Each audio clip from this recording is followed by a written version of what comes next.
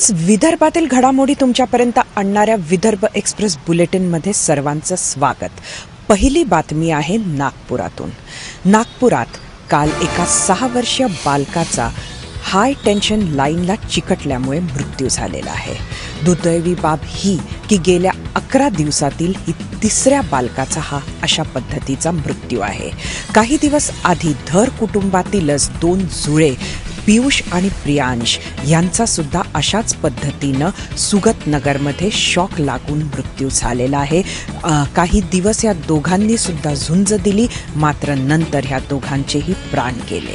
त्यानंतर काल MIDC भागामध्ये राहणाऱ्या स्वयं पांडे नावाच्या 6 वर्षाचा बालकाचं सुद्धा 11,000 kVचं विद्युत वाहन करणाऱ्या एका लाईनला चिकटल्यामुळे मृत्यू झाला. ही लाईन स्वयं ज्या भाड्याच्या घरात राहायचा त्याच्या गच्चीवरून जात होती, अगदी खालून जात होती आणि तिथं आपल्या आईचा डोळा चुकवून गेलेला स्वयं वायरला चिपकला आणि त्याचा जागीच मृत्यू झाला. खरं तर एक खूप मोठा प्रश्न या निमित्तानं उभा झालेला आहे. ऊर्जा मंत्र्यांच्याच जिल्ह्यामध्ये चुकीचं हाय टेन्शन लाईन्सचं नियोजन आणि त्याचबरोबर चुकीचं कन्स्ट्रक्शन, बेकायदेशीर कन्स्ट्रक्शन ह्या सर्व बाबी समोर येत आहेत. कुठलं तरी पाऊल उचलणं अत्यंत गरजेचं आहे, नाहीतर अशाच प्रकारानं मृत्यूचा खेळ सुरू राहील का हा सवाल आहे.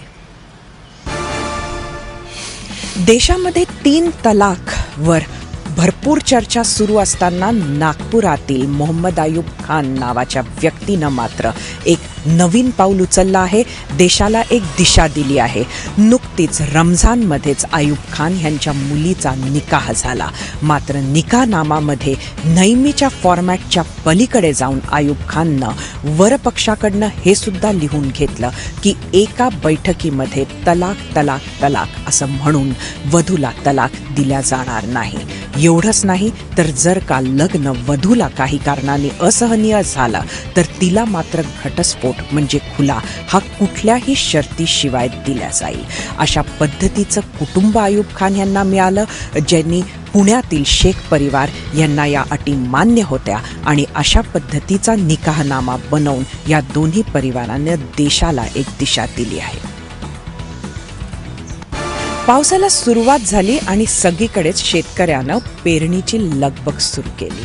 हेच भंडारा जिल्ह्यात सुद्धा झालं आणि त्यामुळे कृषी केंद्रांवर बियाणे घेण्यासाठी शेतकऱ्यांची रीघ लागली आहे. मात्र ह्याचाच फायदा घेऊन अनेक ठिकाणी निकृष्ट दर्जाची बियाणं विकल्या जात आहेत किंवा खोटी बियाणं सुद्धा विकल्या जात आहे. हे जिल्हा परिषदेच्या कृषी विभागाला लक्षात आल्यानंतर भंडाऱ्यांच्या कृषी केंद्रांवर तपास सुरू झाला आहे आणि ह्यामधूनच 6 कृषी केंद्रांवर बियाणे विक्रीवर बंदी आणण्यात आलेली आहे. भंडारा तालुका, लाखनी तालुका आणि लाखांदूर तालुका अशा 3 तालुक्यांमधील 2-2 दुकानांवर ही बंदी घालण्यात आली आहे. गेल्या काही दिवसांपासून खासदार सुप्रिया सुळे यांच्या राष्ट्रवादीच्या आपल्या कार्यकर्त्यांशी बोलण्यासाठी म्हणून, पक्ष बांधणीसाठी म्हणून विदर्भात संवाद दौरा सुरू आहे. या दरम्यान काल वाशिममध्ये मात्र त्यांनी जोरदार टीका ही शिवसेनेवर केली. शिवसेना म्हणजे वाघाचं मांजर झालेला पक्ष.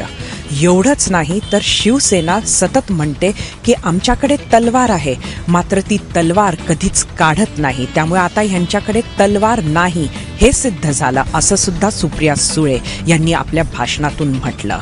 नवरा आणि बायकोचं उदाहरण देत त्यांनी सांगितलं की भांडण झालं की बायको ही सतत नवऱ्याला धमकी देते की मी घर सोडून जाते. नवरा म्हणतो की घर सोडून जा, मात्र बायको कधीच घर सोडत नाही आणि अशीच काहीशी स्थिती ही शिवसेनेची भाजपाबरोबर असल्याचं सुद्धा त्यांनी सांगितलं. हिम्मत असेल तर शिवसेनेनं एकदा तरी तलवार काढून दाखवावी असं सुद्धा त्यांनी म्हटलं. या संवाद दौऱ्यामध्ये त्या काही नागरिकांना सुद्धा भेटल्या, मात्र नंतर पक्ष कार्यकर्त्यांना उद्बोधन करताना हे सर्व सुप्रिया सुळे बोलल्या.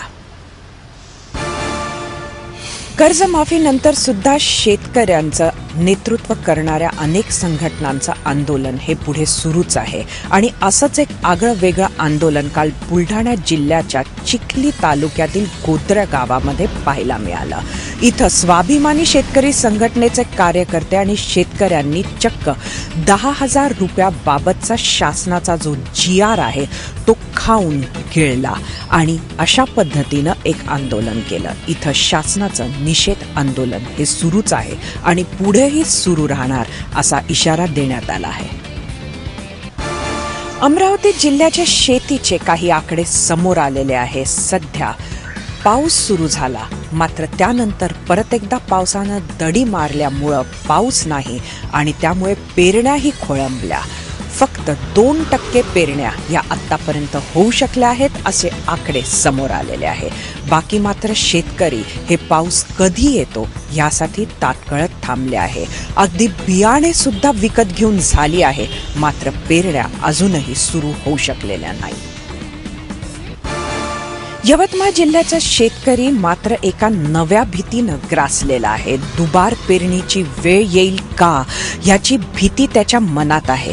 कारण 3.5 लाख हेक्टर वर आतापर्यंत पेरणी ही यवतमाळ जिल्ह्यात झालेली आहे. मात्र गेल्या 8 दिवसापासून पावसानं दडी मारली आहे. त्यामुळे पेरणी केलेले शेतकरी हे चिंतातूर झालेले आहे.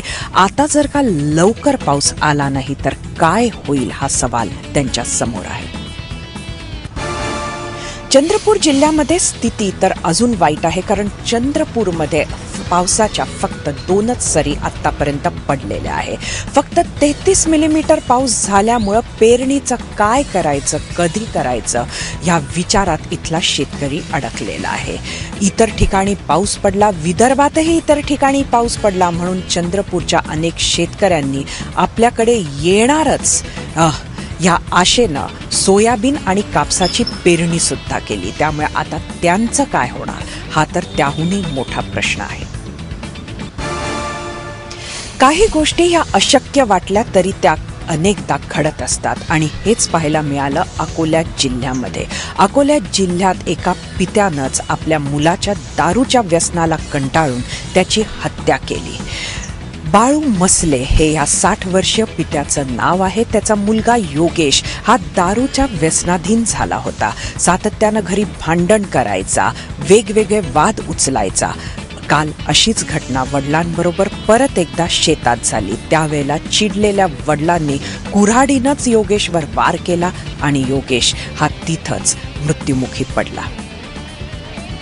आजच्या विदर्भ एक्सप्रेस बुलेटिन मधली शेवटची बातमी आहे वर्धेची. वर्धेच्या बोरगाव मेघे गावाच्या परिसरामध्ये एक ट्रक एका घरात घुसला. रात्रीच्या सुमारास ही घटना घडली. ट्रकवरचं नियंत्रण सुटलं आणि ट्रक ही थेट सहस्त्रबुद्धे परिवाराच्या घरात घुसली.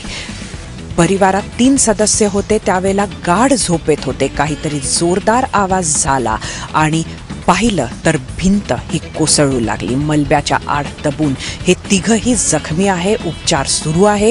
घरातील भरपूर साहित्याचं सुद्धा या अपघातात नुकसान झालं आहे.